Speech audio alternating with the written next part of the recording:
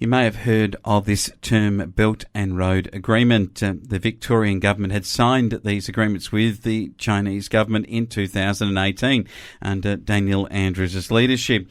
Marise Payne is the Foreign Affairs Minister, and she's decided to rip up two Belt and Road agreements with China and also another two agreements.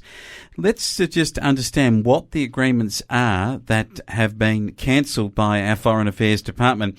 You've got to remember that there are at least 1,000 submissions before Foreign Affairs about whether or not it's in Australia's national interest, our security interests and so forth, of a whole range of different agreements, memorandums of understanding and so forth that are put together.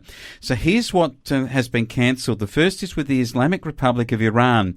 Now this is an agreement that was signed on the 25th of November 2004, and it was for the Victorian Department of Education and Training and Technical and Vocational Training under the Minister of Labour and Social Affairs, and it cancelled that agreement. It was signed back in 2004. It's now cancelled to Victoria and the Education and Department of Vocation and Training and so forth. So clearly on educational grounds, Iran may be having an involvement with Australia in that sense. The second one was a protocol of scientific cooperation between the Ministry of Higher Education in the Syrian Arabic Republic, the Ministry of Territory, Education and Training of Victoria.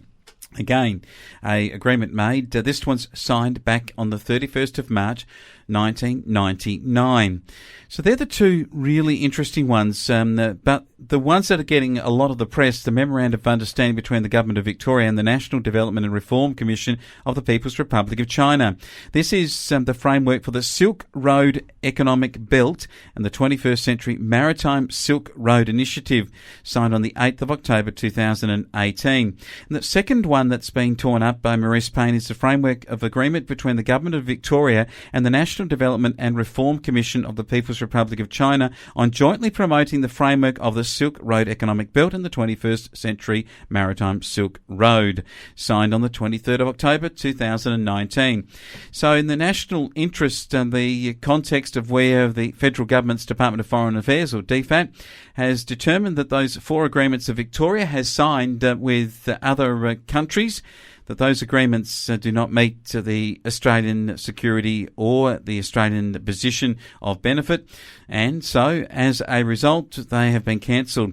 I suppose the two that with China, with the escalating tensions that we've had in recent times, Marise Payne goes to pains to say that there isn't any direct action against China, that they're working with China on a whole range of initiatives and so forth. China's spokesperson says that this is very damaging and so on and so forth, and that's the position that they've put. So these other two agreements with Iran and with Syria, one has to ask if they've been one 17 years ago and the other 22 years ago.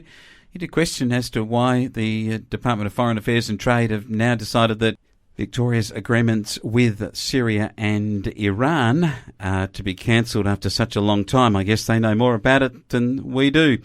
The two with China, I think there is enough speculation about why that would be, and we'll see what the repercussions are to follow.